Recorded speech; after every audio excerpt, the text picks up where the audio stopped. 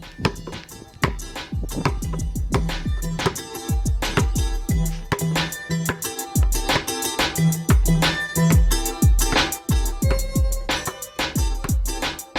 Hoop Heads Podcast is brought to you by Head Start Basketball.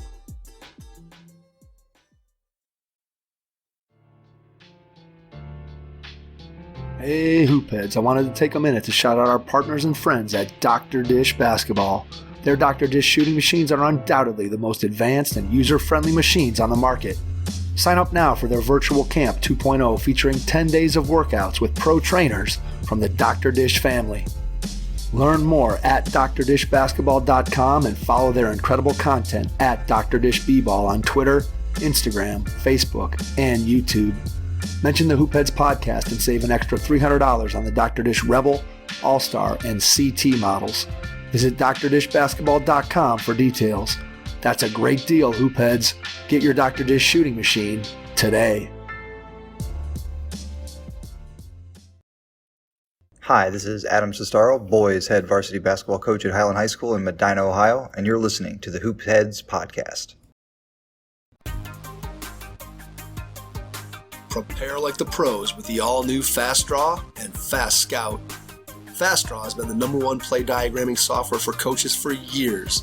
You'll quickly see why Fast Model Sports has the most compelling and intuitive basketball software out there. For a limited time, Fast Model is offering new subscribers 10% off Fast Draw and Fast Scout. Just use the code SAVE10 at checkout to grab your discount, and you'll be on your way to more efficient game prep and improved communication with your team. Fast Model also has new coaching content every week on its blog, plus play and drill diagrams on its play bank. Check out the links in the show notes for more. Fast Model Sports is the best in basketball. I think first and foremost is just academics. You can't stress how important good grades are to the number of choices that you'll have. Obviously, being a great player increases the number of choices that you'll probably have as a recruit. But being an easy acceptance at a school is what makes it a no-brainer for a coach to recruit you. Karl Barkley is the founder of D3 Direct. D3 Direct exists to share the stories of NCAA Division III student athletes and explore their journeys from recruit to the real world. D3 Direct is the go-to source for info and advice on D3 recruiting, admissions, and post-grad ventures. Karl speaks directly to D3 student athletes and coaches to learn about their college experiences and share those takeaways through the D3 Direct platform. Karl played his collegiate basketball at Swarthmore College in Pennsylvania, where he was a team captain for 2 seasons. If you're looking to improve your coaching, please consider joining the Hoopheads Mentorship Program. We believe that having a mentor is the best way to maximize your potential and become a transformational coach. By matching you up with one of our experienced mentors, you'll develop a one-on-one relationship that will help your coaching, your team, your program, and your mindset. The Hoopheads Mentorship Program delivers mentoring services to basketball coaches at all levels through our team of experienced head coaches. Find out more at hoopheadspod.com or shoot me an email directly, mike@hoopheadspod.com. Follow us on social media at hoopheadspod on Twitter and Instagram, and be sure to check out the Hoopheads Podcast Network for more great basketball content. Grab your notebook and a pen as you listen to this episode with Karl Barkley, founder of D3 Direct. Hello and welcome to the Hoopheads Podcast. It's Mike Klinzing here with my co-host Jason Sunkel. And tonight we are pleased to welcome to the podcast Karl Barkley from D3 Direct. Karl, welcome to the Hoopheads Pod. Thanks, Mike. And thanks, Jason, too. Appreciate you guys having me on. Absolutely. Excited to have you on, be able to talk about some of the interesting things that you're doing in the game. Want to talk to you first about how you got into basketball when you were a kid. Talk to me a little bit about some of your experiences as a young player in the game of basketball. Sure. Yeah, so growing up, I grew up in Davidson, North Carolina. A huge Davidson Wildcats fan. I think some of my earliest basketball memories are just going to those games with my dad. He was a volunteer trainer for our just doctor for the Wildcats athletic program in general, but the best part of it for me was the basketball.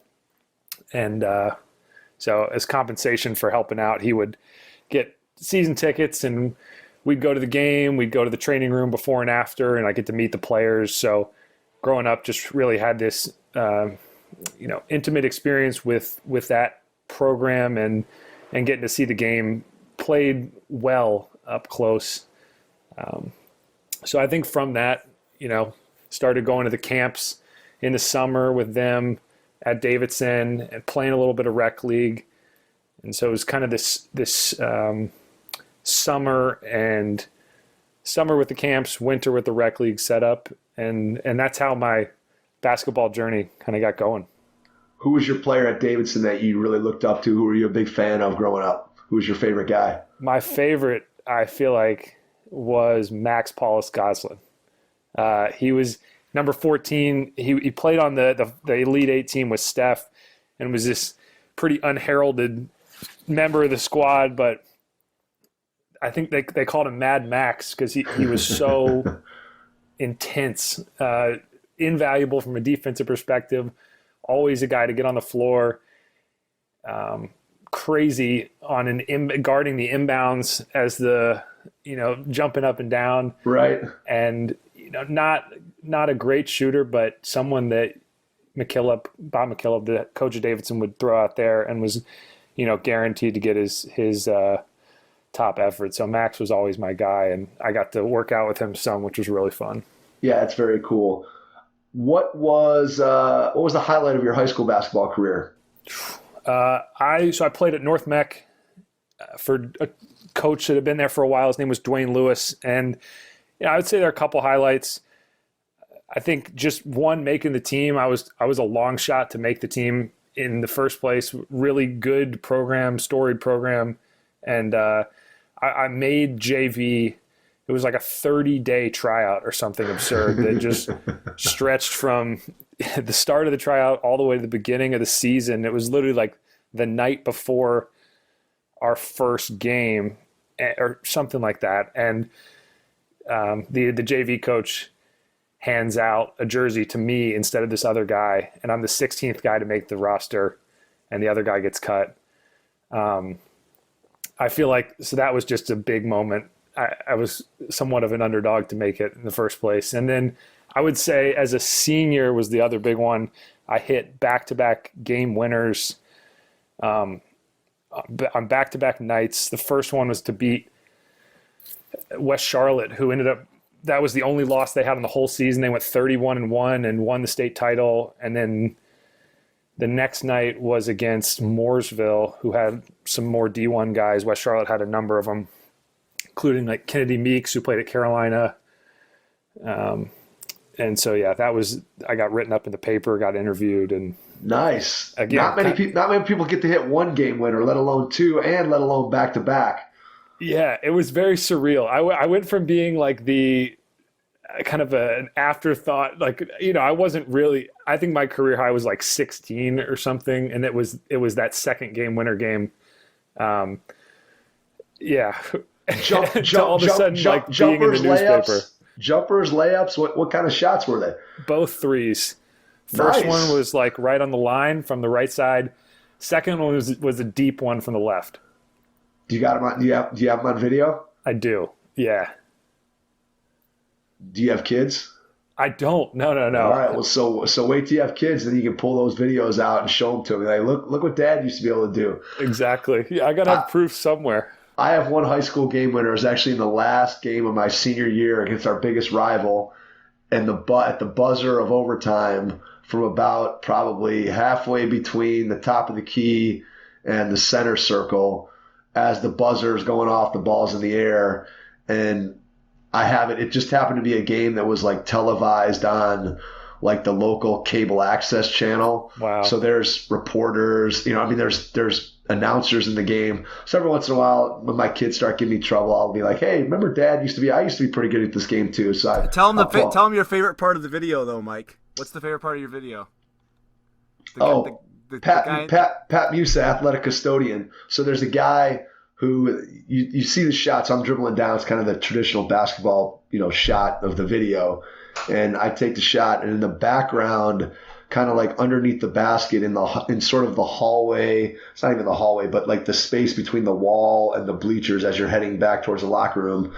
this guy who was the custodian. He's holding like like one of those big brooms that you use to sweep a gym floor, and the ball goes in the basket, and he like jumps up in the air. Older guy. He was probably in his 60s. Jumps up, both hands above his head, and his mop goes flying as the shot goes in. So it's one of those things that like I remember it, but now I probably remember the video even more than I remember the actual moment. But it's cool to have it. It's cool to have it on tape, and you'll appreciate it more and more as time goes on, for sure. No, I'm with you on the remembering the video more than the moment. What I remember from the moment more than anything was in the second game. The first one was my guy went to double one of our better players who had the ball, and so I was open, and he turned around and pitched it back, and I hit it. The second game, though, I think we were tied. Yeah, we were tied late, and I was guarding this good player and was trying to cut him off as he's dribbling up the sideline. There's like 7-8 seconds left, and I get a blocking foul, and they're in the bonus. So he goes to the line, hits 2 free throws. So I went from being like, the potential. You were the hero one night, and now you're the GOAT the next night. Exactly. And then I just remember coming off the court and one of my teammates going, "You better be glad you made that shot," because it would have been a really tough way to follow up what was a fun night the night before. That is very funny. All right, so as your high school career comes to a close, obviously the game of basketball has been important to you. What's your thought process as far as continuing your connection to the game? Did you have an opportunity at any point to look at, hey, what am I going to do as a player moving forward? Just what was your mentality there as your high school career is coming to an end? Yeah, and to be totally honest, I mean, school always came first growing up in my family, and I wasn't positive I wanted to play college basketball, which is now looking back is kind of strange to think about because I ultimately enjoyed the experience so much. But when I was looking at colleges initially, I put together a list of schools I was interested in, and some of those were just for school, and some in North Carolina around the area. But I think ultimately what changed my mind was I started getting some recruiting interest. I found some camps up in the Northeast, because there's just not a lot of exposure in the Charlotte area for Division III schools. So I found some exposure camps up in the Northeast, which I think gave me a better compromise between academics and athletics. And it was the first time that I saw, okay, I don't have to compromise to or give one up at the college level. I can get both at some of these schools that I was starting to get recruited by. And I think that was really fun to realize. And then after that, get on campus, play with the guys, understand that I could fit in at that level with where my game was. And just get to see a bunch of cool places that had a lot to offer and some great programs. What was the criteria that you ultimately used to make your decision? Yeah, I was looking for a school that was near a city. That was a big one for me. Not like in the city, but with access to it. So, yeah, and I think definitely on the smaller side, my high school was big. It was like over 2,500 kids, I want to say. And yeah, so something, around that size. And then I feel like the last one was just in general, a high academic school that I could get a great education at. And so, yeah, those are probably my 3 biggest criteria. So when you think about your college career, what were some of your highlights as a college player, and what was the initial adjustment like for you going to the college level, both maybe academically, socially, on the basketball floor? Yeah, both good questions. I think on the first one, highlight for me, I had some good individual games, some good shooting games. I feel like the biggest highlight though for me personally is in looking back on all of it is probably just my senior year when I was the only senior on the team. We had a big freshman class, 5 guys, and I think the highlight was just getting to watch those guys grow up and getting to be a part of their development as the captain of the team, and knowing that, we only went 11-14, I think, on the season, but up to that point, that was my best finish. I'd been 3-22 as a freshman, 7-18 as a sophomore, 8-17 as a junior. And so to close it out, we were playing well at the end of the year. And I think, like I said, just getting to watch them grow and develop and then walk away from my senior year, knowing that I told them at the end of the season, because we lost on a buzzer beater in our last game against our rival. But I told them in the locker room, I was like, you guys are going to be the winningest class in program history. And they were. But then now the guys that were freshmen when they were seniors have surpassed them. And obviously Swarthmore has gone on to be a pretty great program. But I feel like that's my highlight looking back, is just getting to take part in their development and their growth.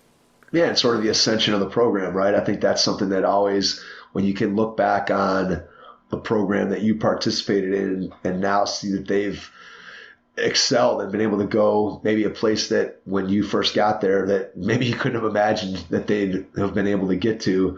I'm sure that's exciting as an alum to be able to look back on that and just say, hey, that's something that, I was a part of. Maybe I was a small part of it, but I somehow contributed to that. And it sounds like that mentality that you had of feeling a sense of pride at being able to help those freshmen develop when you were a senior, that sounds like the mindset of a coach. So what was your thought as you finished up your college career? What did you major in? What was your thought in terms of where you were going to go with the game of basketball when your college career was over? How were you going to keep yourself involved in the game? Because obviously it's clear that you had a passion for it.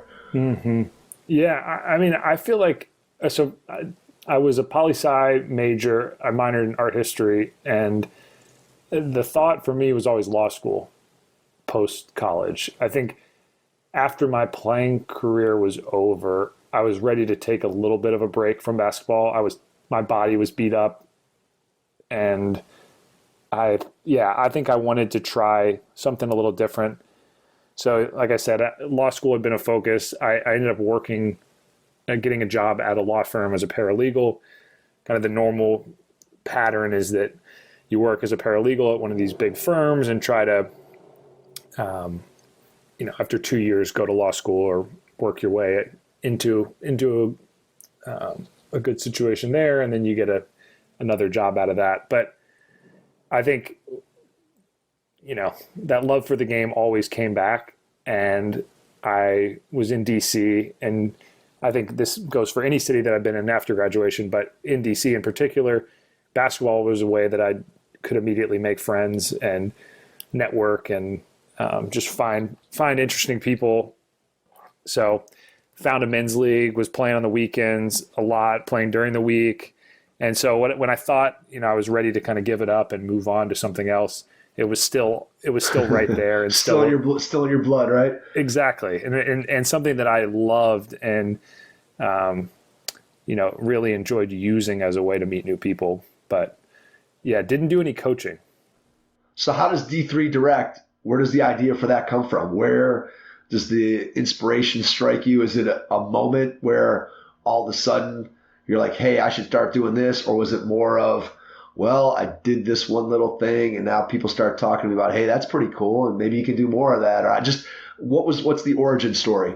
Mm-hmm. Yeah. So I was actually, my roommate's little sister was, in the midst of her junior high school season, and my roommate had her sister on speaker, and they were talking about how, she was getting recruited by this coach or wasn't sure where she wanted to play. And I just said, well, let me talk to her for a second. Like, let me see if I can help out. And so I ended up talking to her for like 45 minutes and just figuring, asking questions like, where do you want to play? What type of school do you want to go to? And there were a lot of I don't knows, but I just said, okay, well, you think about these couple questions and then let's talk again.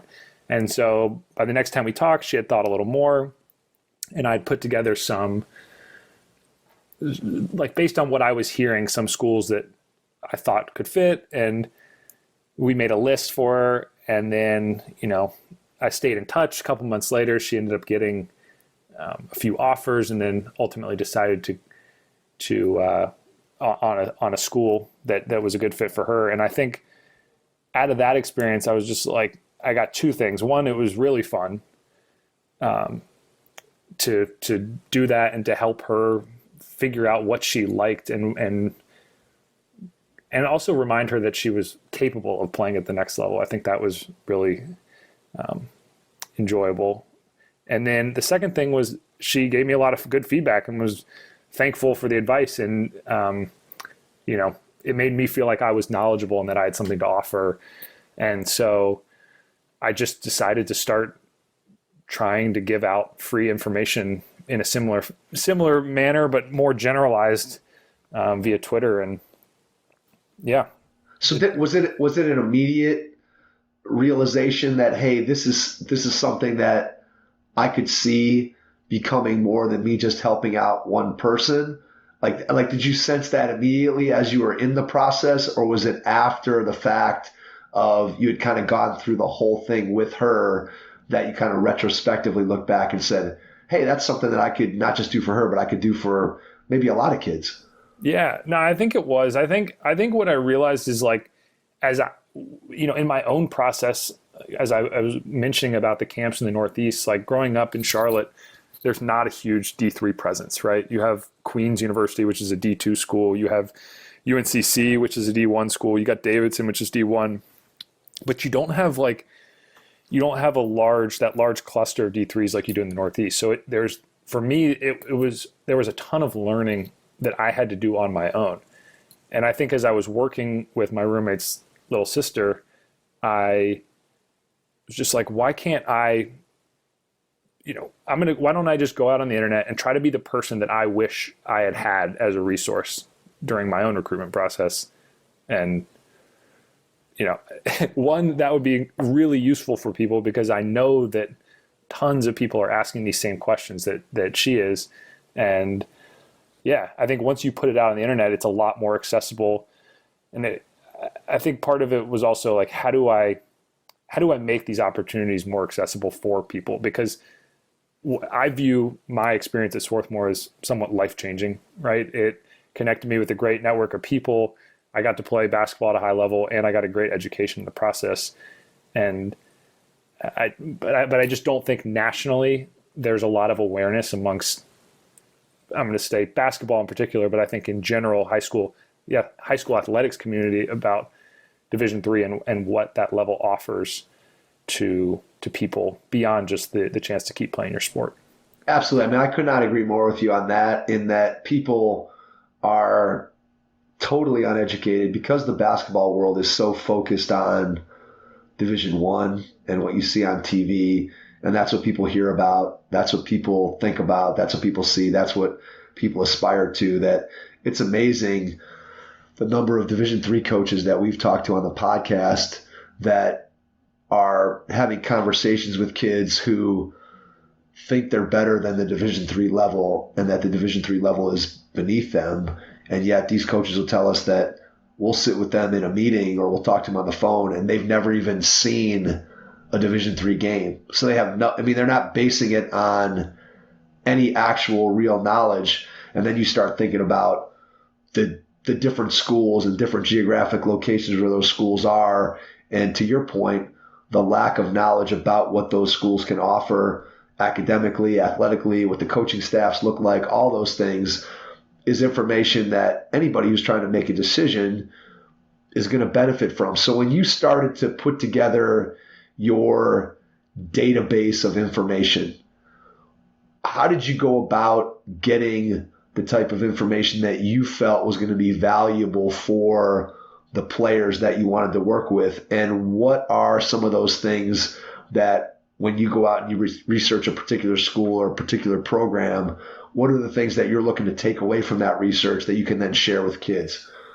Yeah, I think initially I after I finished up with helping out my roommate's little sister in her process, I think I just spent a couple nights and would open a Word document and try to recap my process and think about what did I do, what was helpful, where did I trip up, where did I fail, and then my first initial exercise was, okay, I'm going to tweet for 30 days straight, and every day I'm going to offer one tip that I have now recorded or from this initial thought process. And obviously, you start out on Twitter, you don't really get any feedback. But I did start to do some research and think about who else is out there, right? I'm not the only person that's done a Division III, had this experience, right?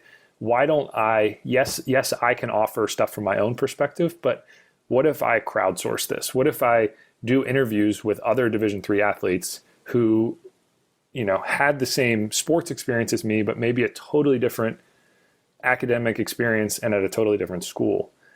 And so I think from that, it's augmented what I'm able to provide because I hear other people's stories. I gain, kind of an understanding of what they went through, whether it's from a financial aid perspective or, what recruiting camps they went to or what coaches they talked to.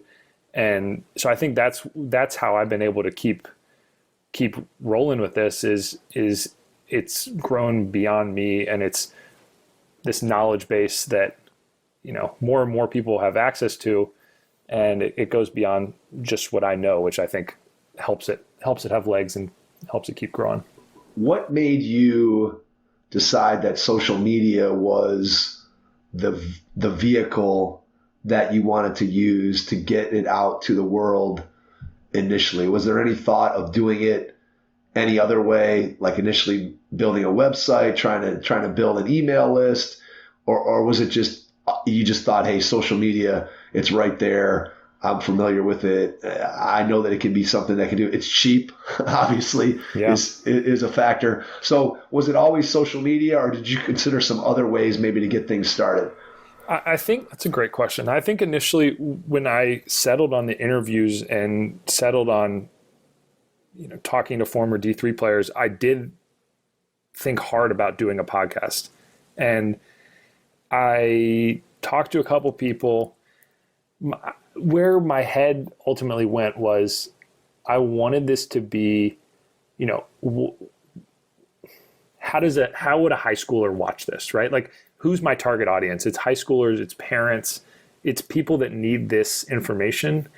And I just feel like my thought initially was that people don't have very long attention spans and aren't going to sit here and clue into a really long interview. How do I bring the most interesting clip to them in a video form and put that out on social media? And not to say that long form, I think long form is great. And I think that's where I'm moving. I'm going to start doing some more blogging, some more writing in long form, and I'm posting the long form interviews onto YouTube.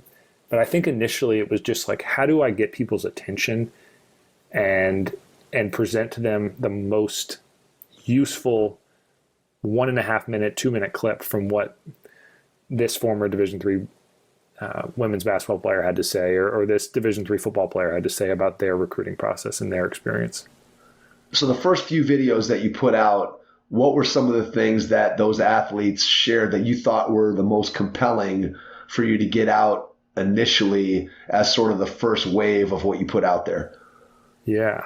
So the first guy I worked with, his name was Rob Anderson. He played at Caltech, who was another kind of historically bad program that is now on the rise, but more known for their academic prowess than their athletic prowess. And Rob, was a good basketball player. I got to play with him once, but he was also into robotics and built a car while he was at Caltech and was doing all these cool things.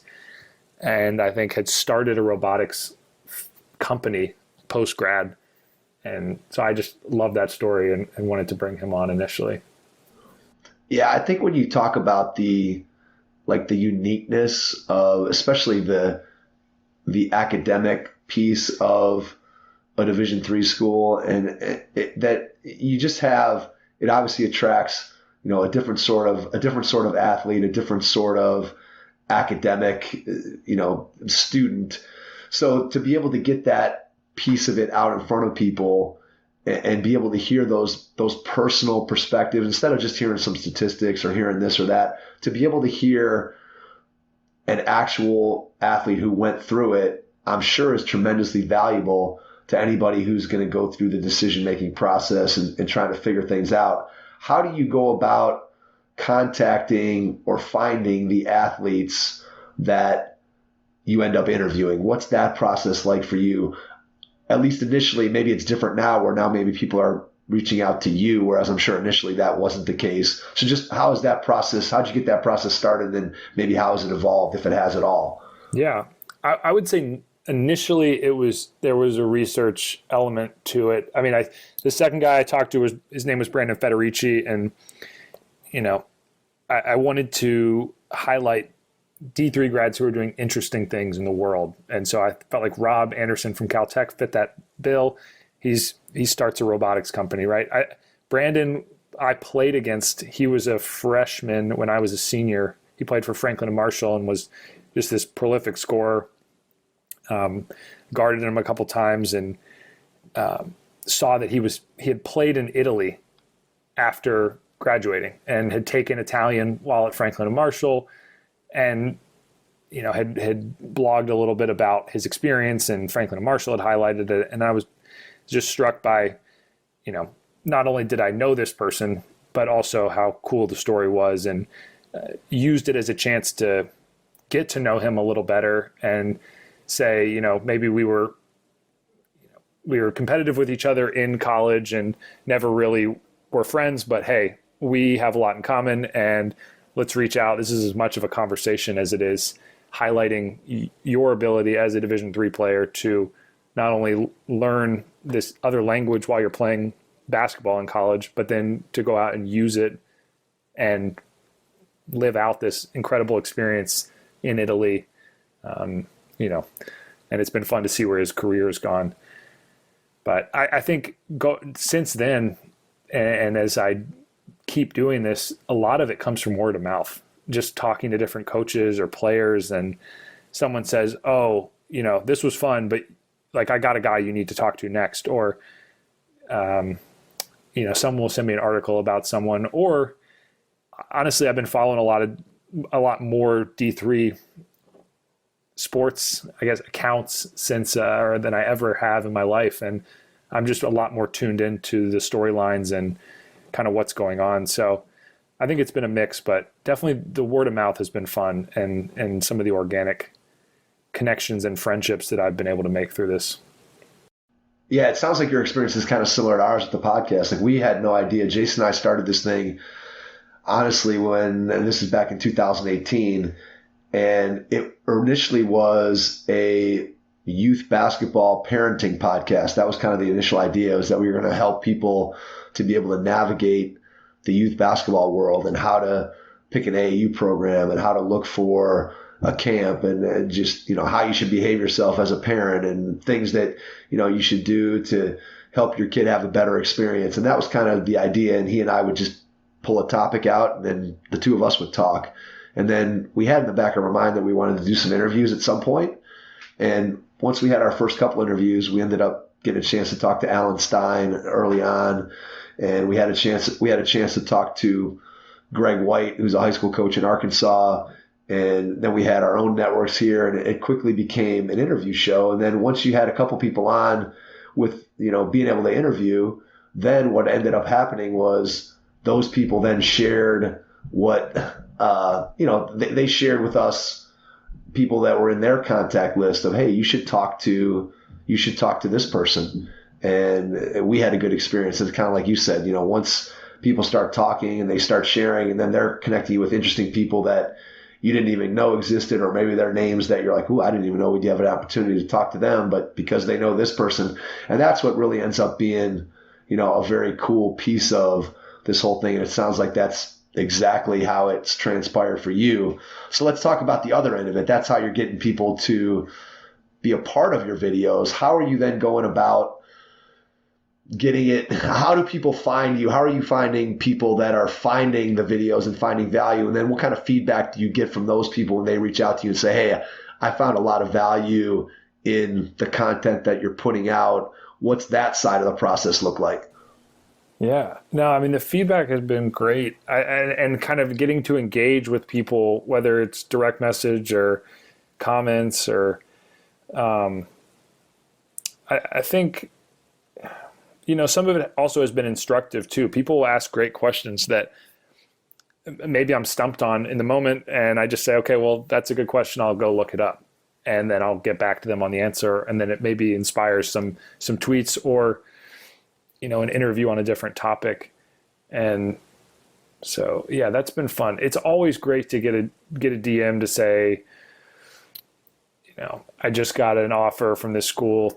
I've been helping people draft emails to coaches on the side, and or if someone will send me a draft and I'll just look over it and they'll say, hey, it worked, or I did this tip and at a camp and I got this result or something. And I think that's the most gratifying part. And when I have wanted to take breaks with this, or when things have slowed down, I think that's what makes it, enjoyable and worth continuing. What are some of the best pieces of advice that you feel like, in general, things that if you had to share advice with a prospective Division III athlete, what are some things that you think are important for them to consider when they're making their school decision? Yeah, I think first and foremost is just academics. Like, you can't stress how important good grades are to the choices, the number of choices that you'll have, right? Obviously being a great player increases the number of choices that you'll probably have as a recruit, but being an easy acceptance at a school is what makes it a no-brainer for a coach to recruit you. If it's going to be a huge struggle for them to get you through the admissions process, then there's probably a better player out there that they're going to spend their time on to work through the admissions process, and it isn't you. And I think if there's anything I can stress, it's just start on your academics early and be that guy or woman that is a no-brainer based on the academic profile that you put forward, and basically make it easy on the coach. So I think kind of goes without saying, but do you think that message is out there? I mean, when you initially talk to people or you have conversations just in general in the basketball world, I mean, it seems, as you said, it seems like it's a no-brainer. It seems like it's common sense that, hey, if I've taken care of my academics, I'm going to have a wider range of choices in schools that I can consider. But do you find that sometimes kids and parents are surprised that their basketball ability alone isn't enough to get them what they want out of their college experience? Yeah.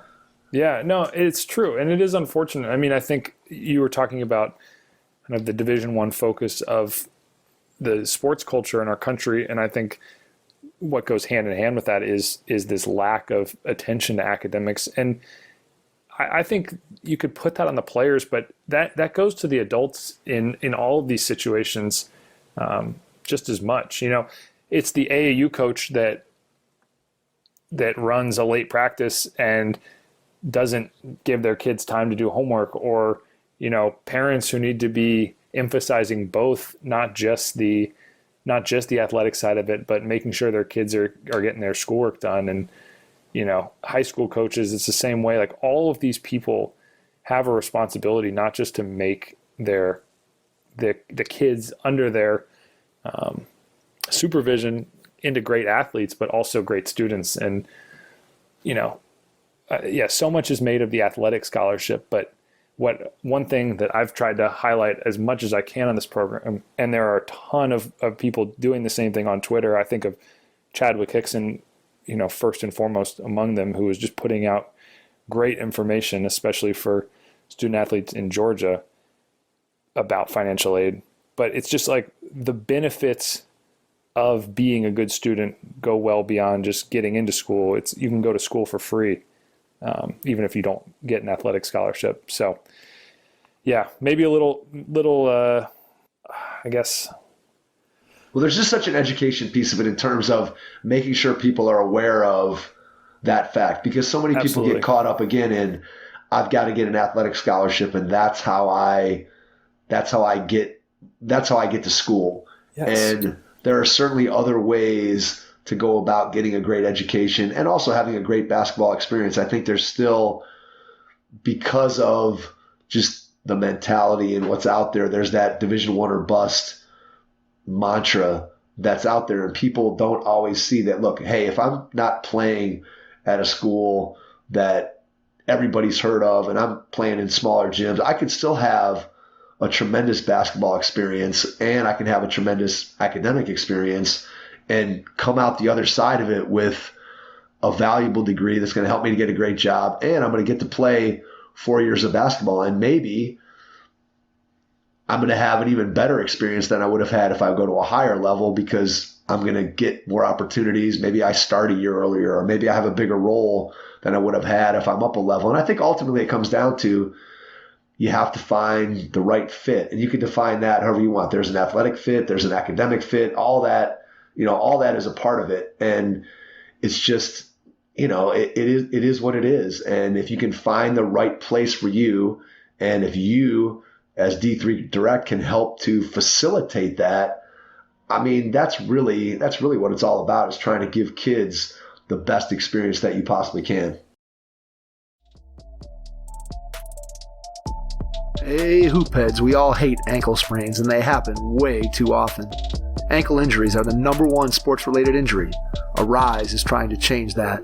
With the iFast, your athletes get preventative protection and full mobility. Athletes no longer need to wear bulky braces that limit performance and give mediocre protection. Anyone playing sports should be using these products. Keep your athletes in the game. Don't wait for them to get hurt to take action.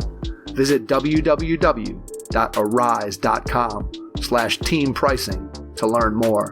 That's ARYSE.com. It's all about information too, just helping kids realize that, pull the curtain back on Division I scholarships in a way, and help them understand that, there are only a handful of Division I sports that actually even offer full ride scholarships. Like, I think it's 5, I want to say, or 6, where, and men's basketball and women's basketball are among those. So I think, but ultimately, if you aren't playing one of those sports, you might be better off going to a D2, D3, or NAIA school, because you'll graduate with less debt potentially, and it's just, I think it's like, it's very much an oversold dream, the D1 or bust vision, and it's not the only way for people to accomplish their goals. Like, I think one thing I try to highlight is Division III athletes that have gone pro out of school, because that's something, a lot of kids grow up with a dream to play for professionally. And, for many people that means trying to go to the NBA, which is obviously a pipe dream. But I've loved learning about these stories of Division III athletes who, got, like you said, got a great chance to play in college. They weren't bench warmers. They were contributors. And then they came out and they've played in multiple countries around the world and got paid to do it. And, maybe they weren't making millions of dollars, but they made a respectable living. And then they got to come back to the US or wherever they wanted to settle down and use that degree that they worked for that was valuable, and then, roll over into a career in corporate America and try to find something that fits there. But yeah, there's so many outcomes that I think it just opens you up to a better set of opportunities than just strictly trying to focus on athletics and pursue that D1 dream.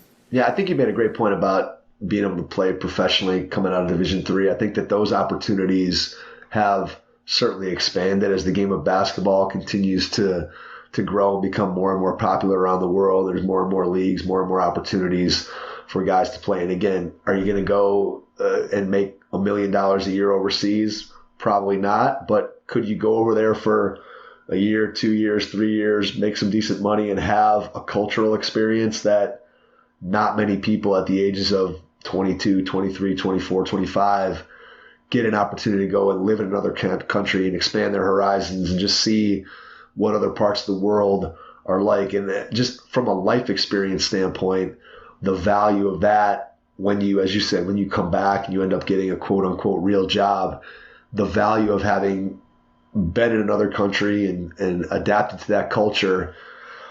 I mean, it's just the value of that is unmatched. And then I think, again, if you have the opportunity to do it, you do it while you're young, right? You do it when you're 23 and you don't have a family and you can afford to go out and not make a huge salary, which you're probably not going to no matter what you do.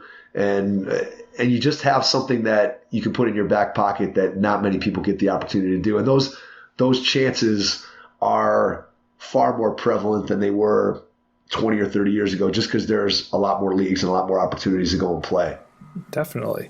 But I think there is we talk about information gaps with recruiting and college admissions, but I think there's also an information gap there at the pro level where, at least from the guys I've talked to and from the women's basketball players I've talked to, it's all about finding one other person who's done it. And then that's your pathway, right? Like, Brandon Federici, to use that example again, he reached out to some other Centennial Conference guys and just said, look, what did you do? Like, how did you find an agent? Did you need to put a highlight tape together? If so, like, how long was it? Who'd you send it to?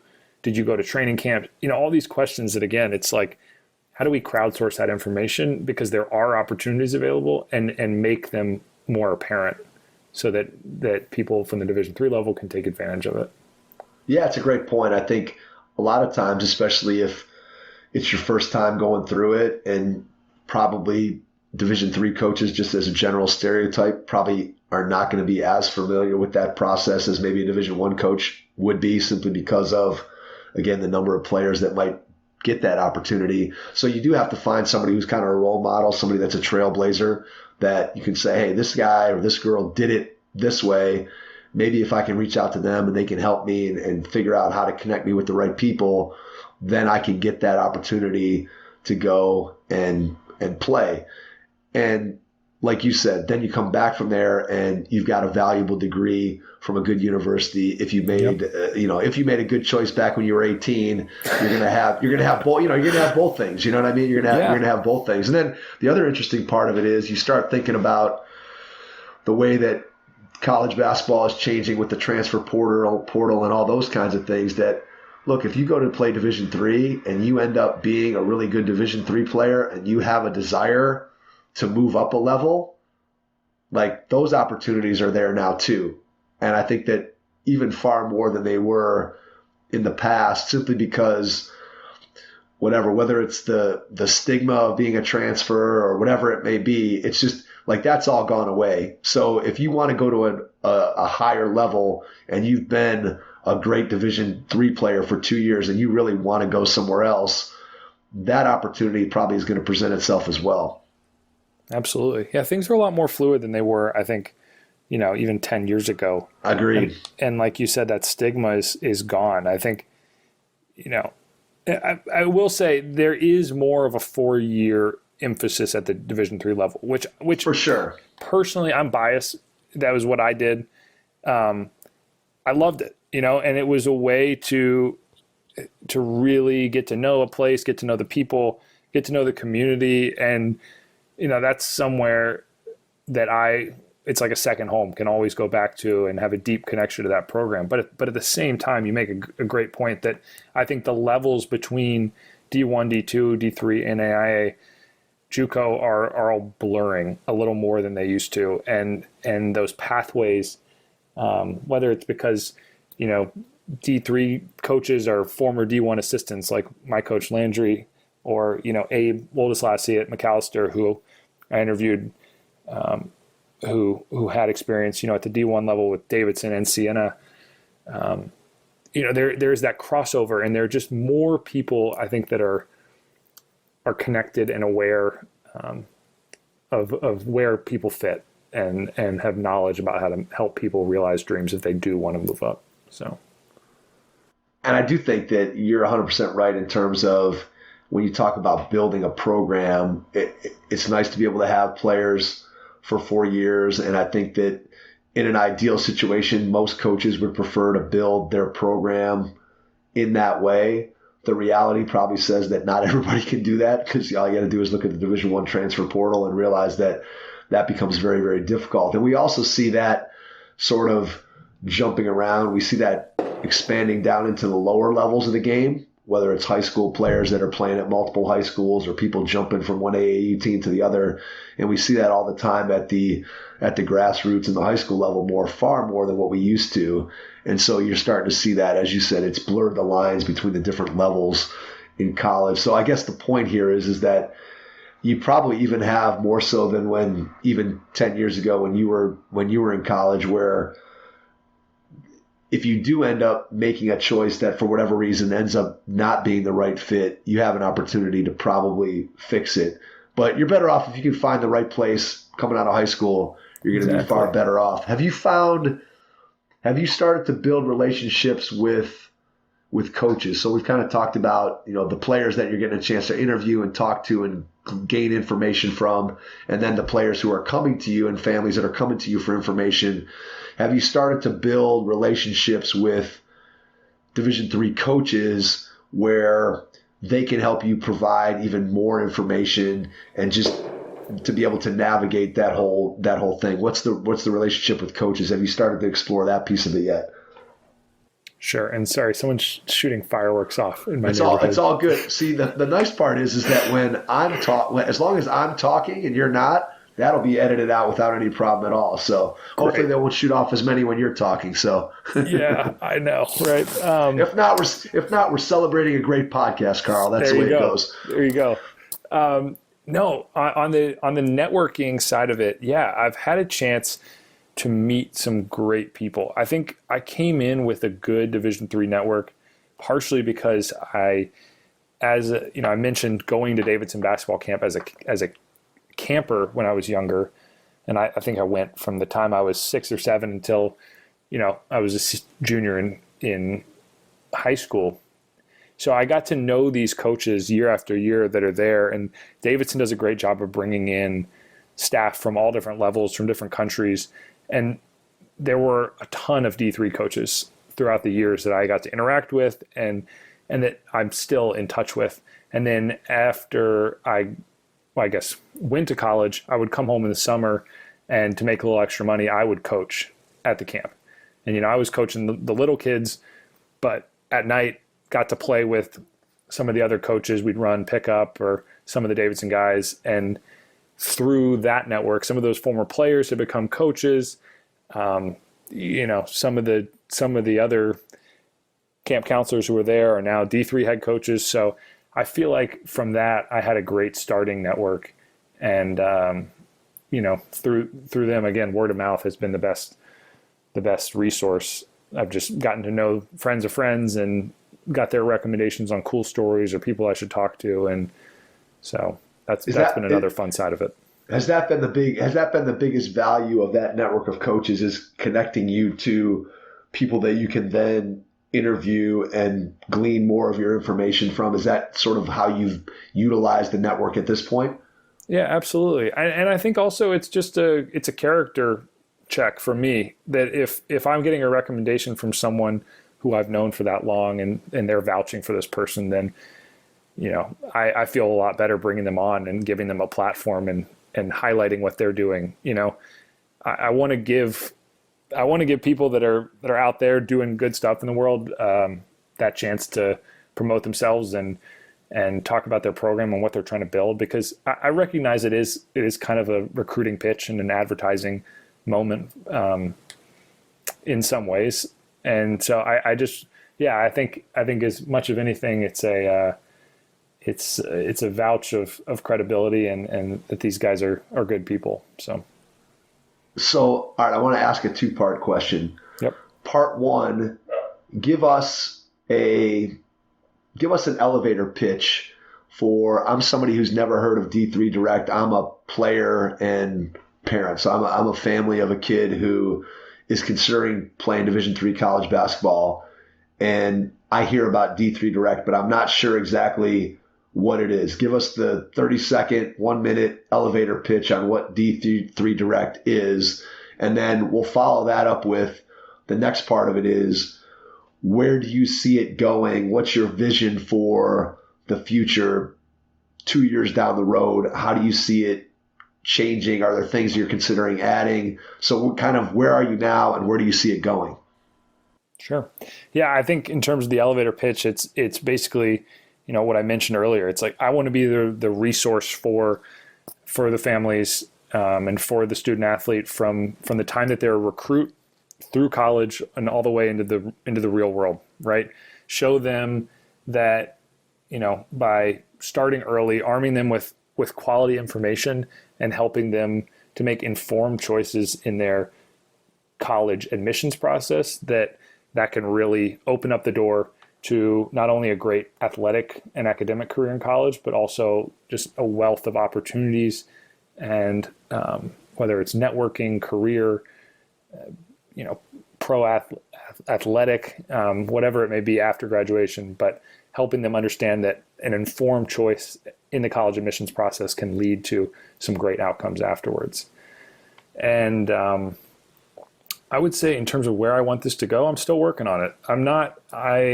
I don't think I'm in a rush to, monetize, or I've had a lot of people ask me that question recently, and I think I'm just continuing to network, to reach out, to ask questions, to understand what people want to know and how they best digest it.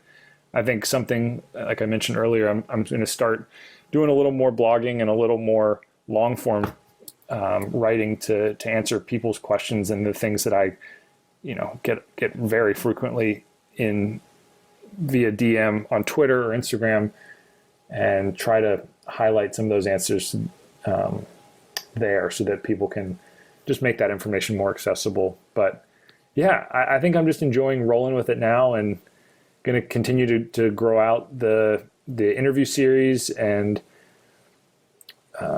see where it goes. I think at this point, yeah, I'm not in a rush to do anything too drastic. It's been fun. So looking to keep that up.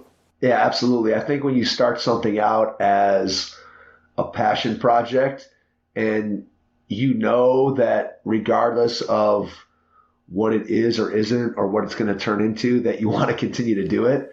And that's kind of how we felt with the podcast is, we eventually reached a point where we wanted to be able to monetize it. And we've been able to do that to some degree with some sponsors that, we have some great companies that have been with us for a while, and that's been tremendous. And yet at the same time, I know and completely understand that if for some reason that was to go away, Jason and I would continue to do the podcast just because we love talking to people across the basketball landscape. And I think it sounds like you're in that same position where it may eventually turn into something that you're able to monetize, or it may take a slightly different form, or whatever it may end up being, which would be great. But you're going to continue to do something that has been a passion project for you, that you love to do, and you love seeing the results and being able to help the kids that you're getting in contact with. And I'm sure just being able to have the interviews, like you said, to be able to hear the stories of people who are doing unique things. And it's always fun to talk to smart, intelligent people who are doing interesting things, because then you learn and you grow. And that's one of the things that's most gratifying for us with the podcast is you get to have conversations with coaches. We get to have conversations with entrepreneurs like yourself who are doing interesting things that, again, not everybody thinks about it in that particular way. And so I love hearing the different mindsets and the way that people go about and just do what they do. And that's really what's most interesting to me. When you look at the totality of what you've done to this point, what is the most frequent question or questions that people who reach out to you have about the process of choosing a school? What do you get asked the most by players and their families? Yeah, it is amazing how many people are just starting at zero information, right? And I think the most common question that I get is, when should I start going to camps? When should I expect to be getting recruited? When, should I be putting videos up of myself? Or it's basically just how do I get recruited in this day and age? And, sometimes it's a parent asking for their 13-year-old, and sometimes it's a 19-year-old who's already done a year at a D2 and decided to transfer and wants help, right? But yeah, there is this amazing gap of knowledge between people who have gone through the experience, who have been recruited, and people who are figuring this out for the first time, and families with no direct relatives or, maybe no older siblings who have done this before. So I think, yeah, there's a huge need to just continue to fill that gap of information. And like I said, I'm going to try to put it in a form, memorialize these online so that they're more accessible and people can find them. So I think that's really the problem at the moment, or the solution that I'm trying to be with the direct. And that is absolutely true in terms of the lack of understanding and knowledge about the process of recruiting and finding your way to a college. There's absolutely a lack of knowledge there. And it goes back to what I said earlier about Jason and I starting the podcast. Like, there's an absolute knowledge gap for how to navigate the youth basketball space, the grassroots basketball space, where people they don't understand. They don't know what to look for in an AAU program. They don't know what a good coach looks like. They don't know where they should be and who they should kind of hitch their wagon to. And it's sort of the same process. Like, I always feel like there's such a lack of understanding that if we could educate people across the landscape of basketball, we could make the game of basketball so much better, because you'd have people making good choices, which would then reward the people who are doing things right in terms of the right coaches way and the programs and all those Yep. things. But because people aren't educated, they oftentimes get themselves into situations that are not the best, and they don't know that there's something better, or they get sold a bill of goods by someone and they kind of get stuck in this place, and then their kid has a bad experience. And again, this could be as a 5th grade AAU player, or this could be as a college freshman. But if you're not educated, it's really, really tough. And the nice part about living in the year 2021 is there's guys like you out there that are able to provide that information, right? You're able to provide that information in a way that in 1988, when I was trying to make my college decision and I had no idea what I was doing, and my parents had no idea what they were doing, and my high school coach had never had a player that was capable of playing college basketball at the level that I was playing at, there was no information. I mean, there was absolutely none. I've told this story before on the podcast, but I had a visit. I got offered to come down for an official visit at Kent State, which is where I ended up going. And I said, this was, I think, the summer after my junior year, maybe the spring after my junior year. And I told them, I don't want to take an official visit because, I got to save those visits for North Carolina and Ohio State and Duke when they call me. And I had no, I had no idea. I had no idea at that point. It was just me being naive, my parents not having gone through it, my coach having not gone through it. Right. And, at this point, if I would have, been able to seek out information somewhere, who knows, maybe I wouldn't have, maybe I still would have been delusional in 2021. But nonetheless, if I would have had an opportunity to find the information back then, I would have quickly found out, like, look, if it's after your junior season and not one of those schools have even sent you a letter, there's a pretty good chance that they're not going to be recruiting you ever. And you should probably take this official visit to Kent State. And, but I just didn't know. And so to be able to provide kids with that kind of information to help them to make a better decision, to me, it's so invaluable. And we need more people doing more of these types of things, because I think the educational piece of basketball is what really hurts the game, is people just aren't aware of what they should be looking for and what they should be doing. And that, again, goes from from the first time you pick up a basketball as a first or second grader. If you can find a league where you can shoot on an 8-foot basket instead of a 10-foot basket, your kid's going to be way better off. But people don't know. And so they go and play in a 5-on-5 league for 6-year-olds shooting at a 10-foot basket instead of advocating for something better. And I think that educational piece is vital. And it's going to be interesting to see where things go from there. I'm sure you feel exactly the same way. Yeah, definitely. And I part of me just wishes I didn't start playing travel ball until I was like 13 or 14. My first season of travel ball. And before that, like I said, it was a summer and winter thing. I would play rec ball in the winter, and I started playing middle school, so I had that going. And then in the summer would go to Davidson basketball camp, or maybe drive down to Winthrop basketball camp because my cousins were down there. And so these very, nothing crazy. I wasn't working out with a private trainer. I wasn't, doing anything insane. I hadn't been playing intense basketball since I was in 4th grade. But I just wish there was a rule that parents could not put their kids into that high level of intensity of one sport until they were 13 or 14, right? Let the kid really make a decision. Yeah, that's it right there. About what they like. And outside of maybe soccer, I played soccer when I was like 5 years old, and I just moved on. But I tried baseball, flag football, tried a bunch of different things. Some I was good at, some I wasn't great at.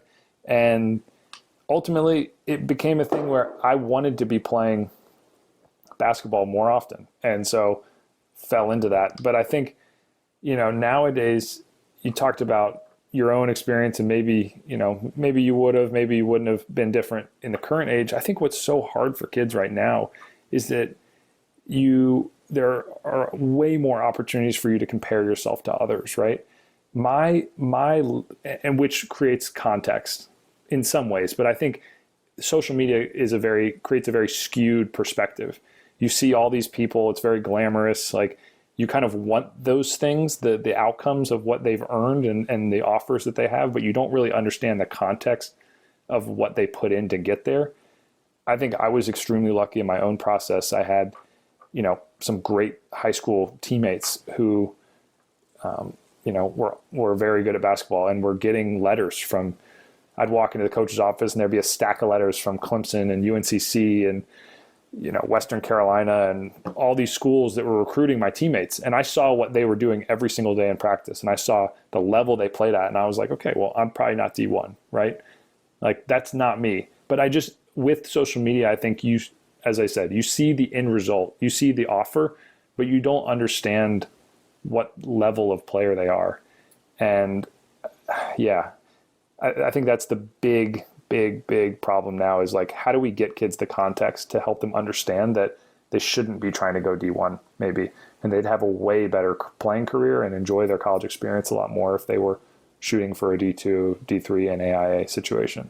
And it also sets up for a little jealousy, right? I mean, absolutely. When you're a kid and you sit there and you're like, hey, I'm a good player, and now I see this kid who's getting a Division I offer, and I feel like, well, he's getting all this love on social media, and so why can't I have those same things? And that doesn't even include parental egos, which sometimes are worse than player egos. Yeah. And you start factoring that in, and it just becomes a whole thing where, as you said, it's so much easier to compare. Back in the times when I played, I might have known, I've said this before, but I might have known the 50 best high school players in the country from the Blue Ribbon College Basketball Yearbook, which used to get printed every year, and I would go in and I would read that thing. But as far as me thinking about who I was playing against, I wasn't traveling.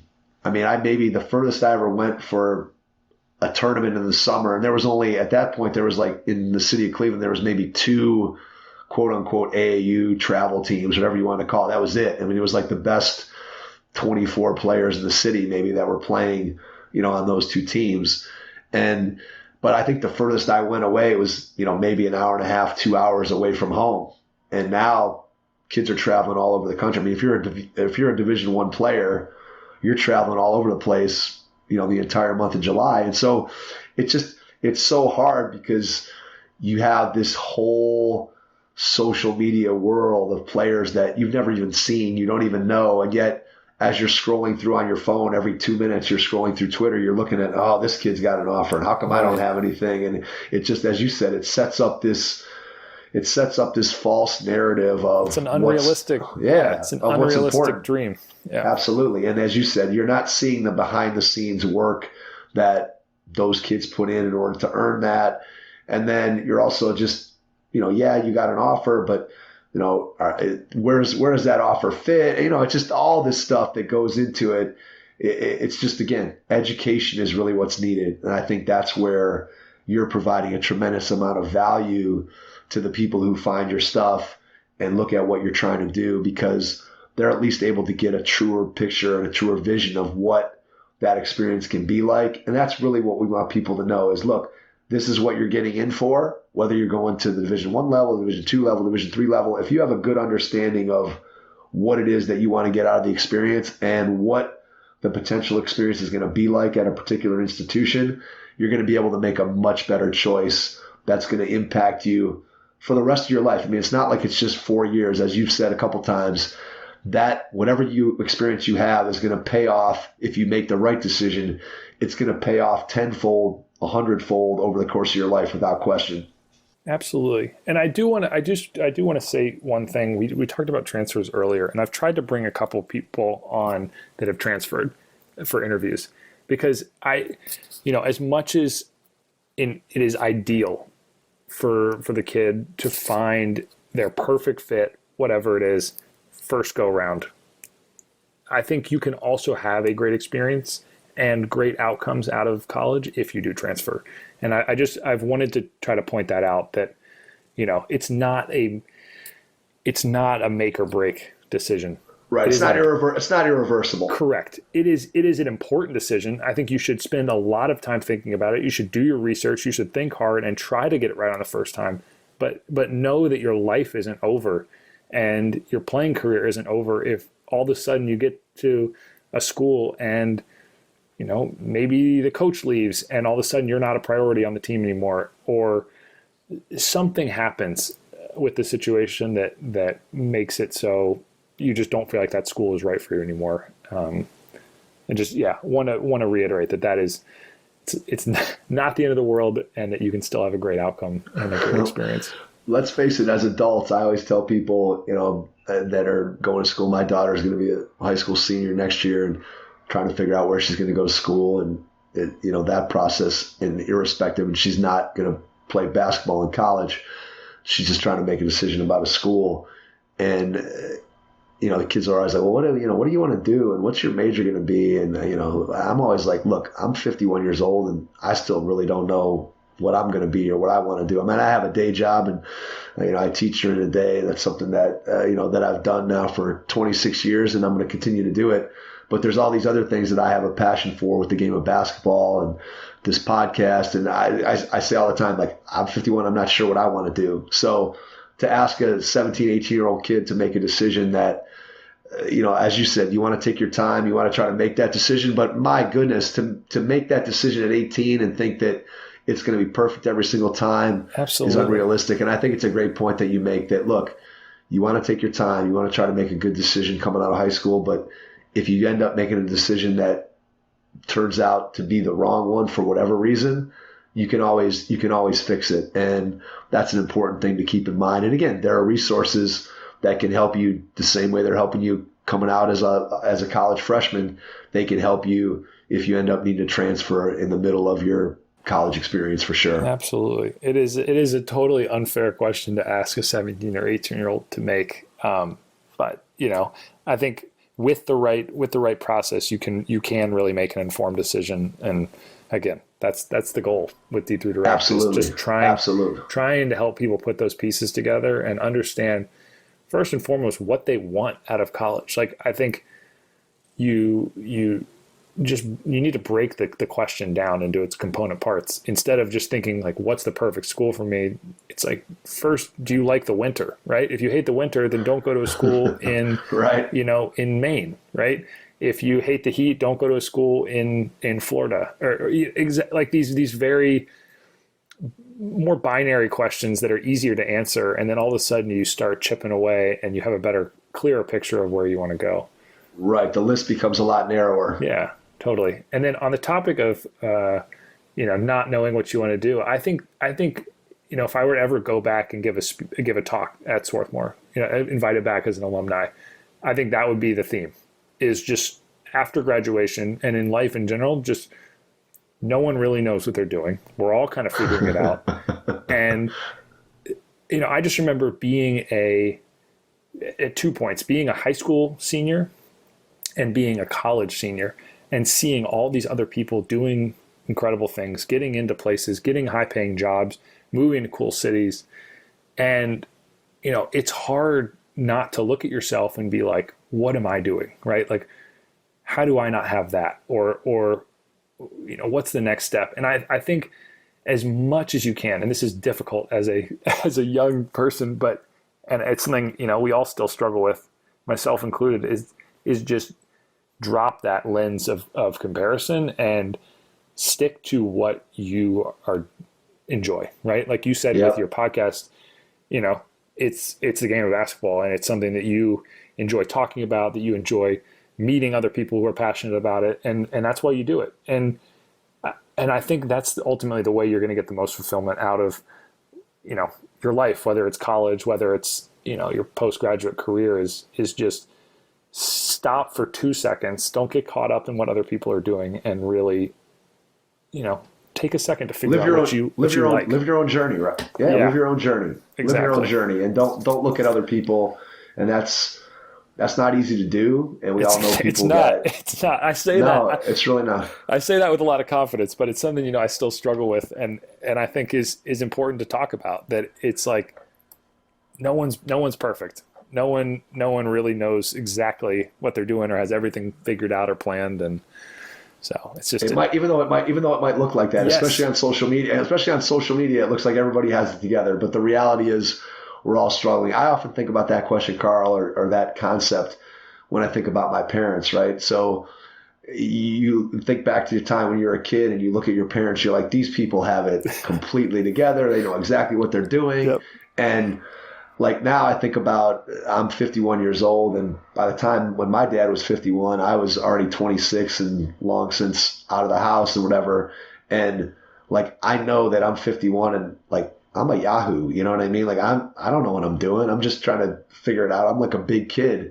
And yet, I think back to, what my parents were like and the way that I kind of revered them as people who had it all together. And I'm sure that they were the same way that I was, or that I am right now. Absolutely. And I think everybody feels that way. Even when it looks like what you present to the world is, hey, I got this thing figured out.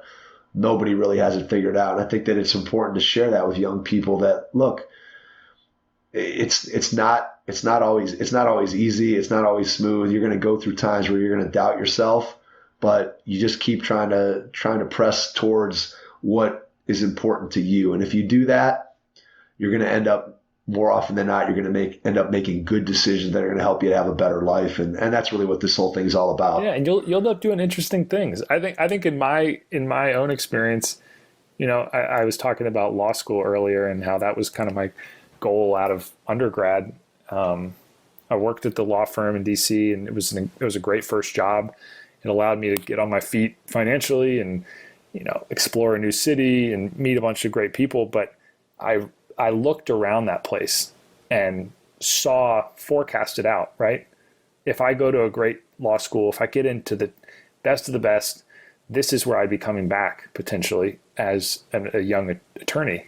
And I looked at those people who were fresh out of law school, and I looked at the life they had, and I was like, I don't want that, And then after that, I decided to, I moved to China. I worked with a group called Pro Skills Basketball who was looking for someone to go over there full time, and jumped into that with them. And I remember my dad, as I'm about to fly out, in the weeks before, he looks at me and he's just like, what is this doing for your career? Like, what is this, what's the next step? And I didn't really have an answer, but I look back on that time. I ended up being there for like a year and a half.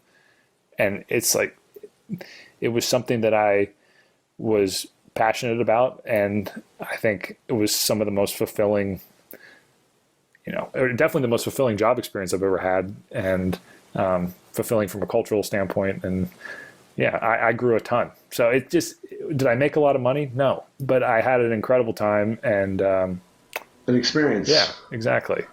Brendan and Logan are great guys. They've both been on with us. So yeah, those guys are really good at what they do for sure. They are. They're great. They're great in grassroots, and they really had a cool vision with China. So it was fun to be a part of that and to help them realize it over there.